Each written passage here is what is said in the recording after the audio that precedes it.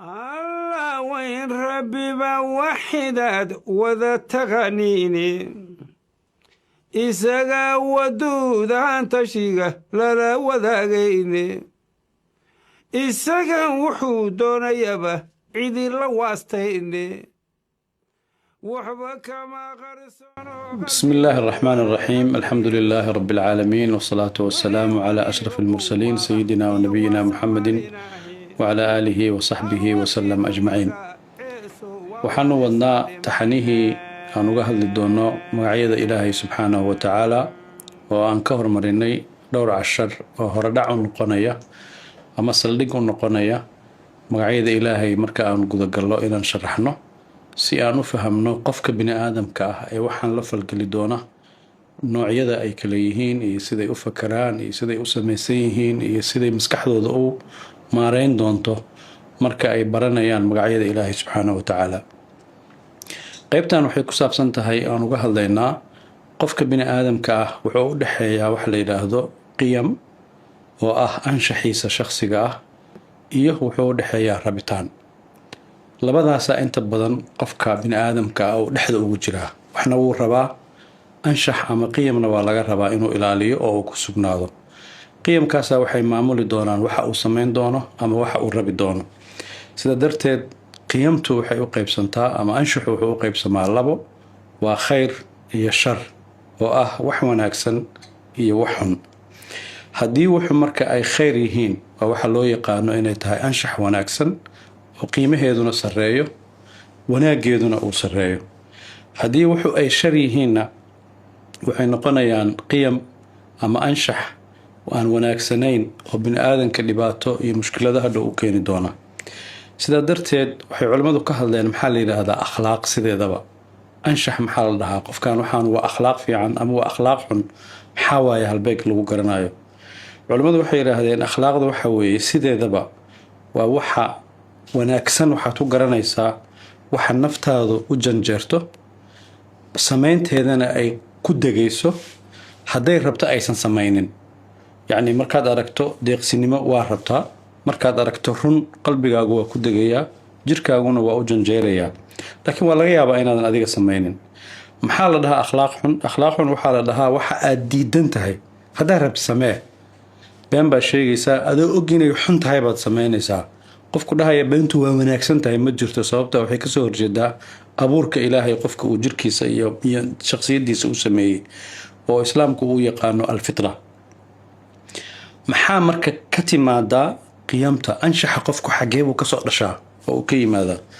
wuxuu marka hore ka yimaadaa waxa uu bartay. siduu rabaa ha ku barto, ama TV ha ka barto, ama warbaahin ha ka barto, ama environmentiga uu ku dhexleeyahay ha ku barto. waxa barashada uu ku helay waxay saameyn ku yeeshaan anshaxiisa shakhsiga iyo habdhaqankiisa shakhsiga ah. waxaa kaloo saameyn ayadana ku yeelata waxa uu noloshiisa la nool yahay ee uu arko, ee waxbarashadiisa ku arko, ee gurigiisa ku arko, ee deegaankiisa ku arko, ishiisu ay qabanayaan. labadaas marka waxaa ka dhalanayaan qofkan inuu go'aan ka gaaro rabitaankiisa waxa uu sameynayo iyo waxa uusan sameynaynin, lianna qofkan wuxuu noqday qof samaysmay oo anshaxiisu mar hore uu samaysmay. taas waxay keenaysaa marka talaabo qaadkiisa waxaa xukumaya labadaas aan soo sheegnay oo ah waxa maskaxdiisa galay oo bartay ama wax ishiisu qabatay. labadaas waxay abuurayaan qofkan qiyam kale ama qiyam xun leh ama qiyam fiican leh.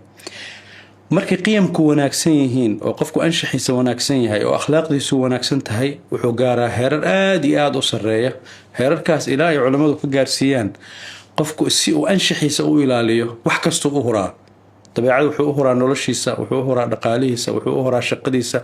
mararka qaar wuxuu u huri karaa anshax wanaagsan siduu u ilaashado naftiisu u huraa. sababta ugu huraya naftiisu maxay tahay? marka uu dhinto ka bacdi wuxuu ummadiisa iyo bulshada uu la noolaa wuxuu ka helayaa aqoonsi iyo tixgelin u waaraya. oo maxaan dhahaynaa? waxaan oranaynaa qofka hebel la yiraahdo diinta darteed buu u dhintay, qofka hebel la yiraahdo ummadda darteed buu u dhintay, qofka hebel la yiraahdo xoreyn darteed buu u dhintay. waxaa mararka qaar xataa dadku natural u arkaan ama dabiici u arkaan qofku inuu dulmiga la dagaalamo. adigoo meel maraya haddaad dulmi aragto, dulmigaas ka hor tagto, haddaad ku dhimato dadka dhexdiisa xataa geeridaada ka bacdi waxaad ku yeelanaysaa qof qiyamtiisu la ixtiraamo oo la qadariyo. marka ay timaado haddaad rabtid inaad qiyam wanaagsan hesho oo mid wanaagsan aad la soo baxdo xageeba ka keenaysaa waxaad ka keenaysaa waxbarashadaada oo u baahan qofka marka hore wax la barayo in la baro qiyam wanaagsan wuxuu kaloo ka helayaa waxa uu nolosha ka fahmayo waxaas laftigeeda la barayo sidee buu fahmayaa waa inay jirtaa cid hagta oo si wanaagsan fahamka ugu socda wuxuu kaloo qofku qiyamka ka helaa caqligiisa ama garashadiisa sida ay tahay caqliguna asalkiisa markii la soo koobo waxay noqotay in aad fahamto waxa danta ku ah aadna fahamto waxa aan danta ku ahayn wuxuu kaloo qofku ka gartaa waxa af carabiga lagu yiraahdo alfitna ama af Soomaaliga lagu oran karo dhiifoonaan qof maskaxdiisu ay soo jeedo oo degdeg wax u fahmi kara maskaxdiisuna ay degdeg wax u qaban karto inta marka la isku daray marka qofkii waxa u soo baxaya inuu yeesho fikrad saxsan ama fikrad khaldan culimadu waxay yiraahdeen fikrad sax maxaa la dhahaa fikrad sax waxa la dhahaa waxa kugu soo dhacay marka aad nolosha ku dabaqdo ee aad nolosha la falgeliso ka dhalan kara noloshu inay wanaagsanaato dadkuna ku qiraan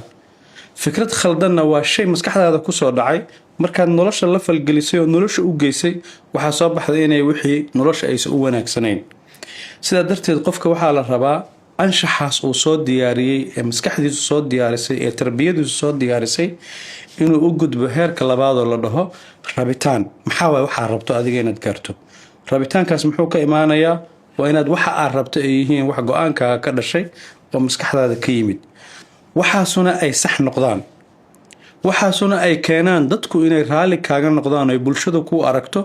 waxaan rabitaankaagu ka imaanayaa maadaama uu ka imaanayo dadku inay qiraan wallahi waa rabitaan wanaagsan rabitaanka wanaagsan marka waa inuu laba shay midna ka leexdo midna lagu dhiso waxay tahay in laga leexdo wax kastoo carag ka yimid wax kastoo damac shakhsiya oo shahwo ka yimid wax kasta oo degdeg ka yimid wax kasta oo qiimo dhac ka imaanaya inta haddii aad nafta ka ilaaliso waxay u gudbaysaa rabitaanka wanaagsan ee ka imaanaya xikmad deganaansho kaadsiyo kuna dhisan maslaxadaada dantaada iyo danta ummadda marka haddii aad fahamto tallaabo rabitaankaagu hadduu ka jawaabayo caro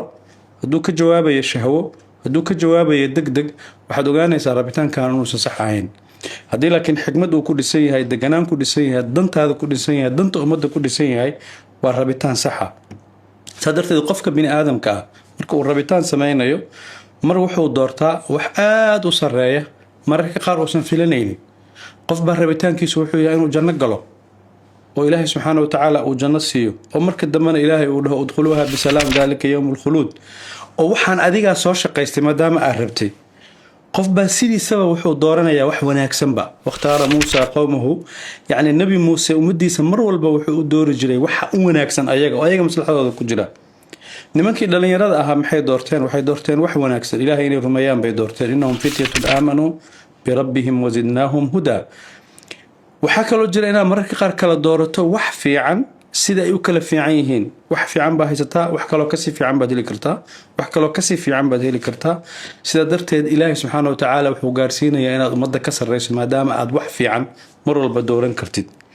waatan ilaahay subxaana wa tacaala uu qur-aankiisa ku dhahay in tubdu sadaqaati fa nicimmaa hiya wain tukhfuuha wa tu'tuuha alfuqaraaa fa huwa khayrun lakum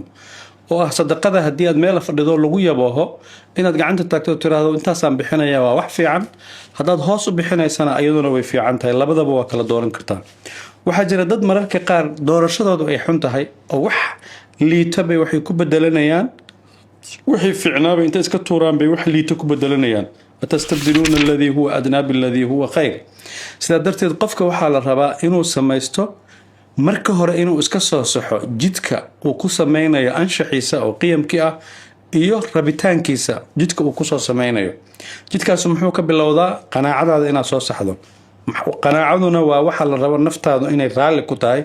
oo la rabo inaad soo saxdo ood ka dhigto wax ilaahay subxaana wa tacaala uu raalli ka yahay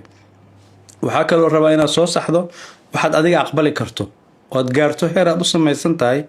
aqbalkaagu inuu ku dhisan yahay waxaanu xukun ahaan ma bannaan yihiin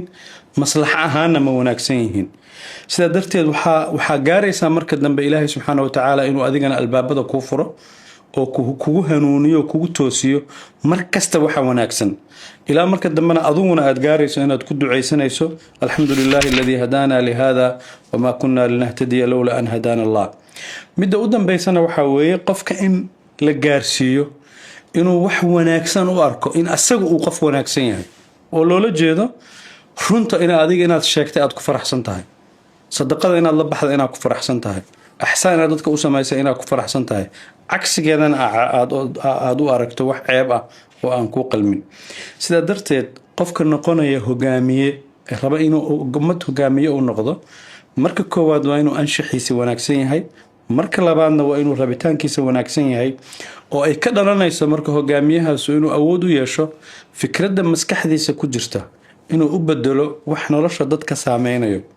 midda labaad inuu leeyahay go-aan qaadasho aanan ku jirin khalkhal ama waxaa la yidhaahdo hashkatayn. markaa rabta inaad go-aan gaarto, go-aankaas inuu yahay go-aan fa idaa cazamta fatawakal cala allah. midda saddexaadna waa inaad tahay qof cadaalad ku caan ah oo dadka la shaqeynaya cadaalad u sameynaya, ummadda uu gogaankeeda hayana cadaalad u sameynaya. meeshaasaa waxay ka dhalan doontaa marka dadku inay adigana kuu aqoonsadaan inaad tahay hogaamiye wanaagsan. kaama fiirinayaan waxqabadkaaga materialka ama maadiga ah, waxay kaa fiirinayaan anshaxaaga wanaagsan ee ay ka arkeen inuu ku dhisan yahay tarbiyad markii hore adiga kugu abuurnayd. adigana waxaad heli doontaa inuu kuu furmo albaab sheegaya dareenkaagu inuu yahay dareen dadka ka sareeya, ka wanaagsan, oo aadan la mid noqonaynin ilaa dhibaatada ay dhacday ku taabato inaadan wax ku fahmin, laakiin aad leedahay dhiifoonaan aad ku akhrin karto mustaqbalka. waxaana ka heli doontaa in lagaa dhaxlo adiguna aad dhaxasho sumcad wanaagsan oo nebiyadii ilaahay subxaana wa tacaala soo diray oo dhan waxaan annaga ka dhaxalnay inay ahaayeen ambiyo, ayaguna wanaagsanaa, taariikhdoodii iyo siiradoodii iyo hidahoodii markiina loo soo akhriyeyna waxay noogu soo aroortay inaan annagana raadkoodii ilaahay uu noo reebay, wataraknaa calayhi fi laakhiriin. yacni in mar walba adiga maskaxdaada ay ku harayso nebi muuse taariikhdiisa aad darsayso, nebi ibraahim taariikhdiisa aad darsayso, nebi maxamed calayhi salaatu wasalaam aad u darsayso, oo aad u darsayso dabeecadoodii, rabitaankoodii wuxuu ku dhisnaa. saa darteed waa meesha aan rabno markaan anshaxa noo hagaago, rabitaankana noo hagaago, ilaahay magacyadiisana aan baranno, inay intay isla falgalaan ay noo soo baxaan mujtamac wanaagsan, hogaamiye wanaagsan oo ka dhalan karo. والله تعالى أعلم، والسلام عليكم ورحمة الله وبركاته. وحداد وذا تغنيني إساقا ودودا تشيغا لا وذاقيني إساقا وحودون يبا عيدي لواستيني وحبا كما غرسونو قلبيقو وهن هدو يشو وحي وليبا وواضح إيو واسع ماليناهي الوكيل مغا عيسو ووارسان دمانا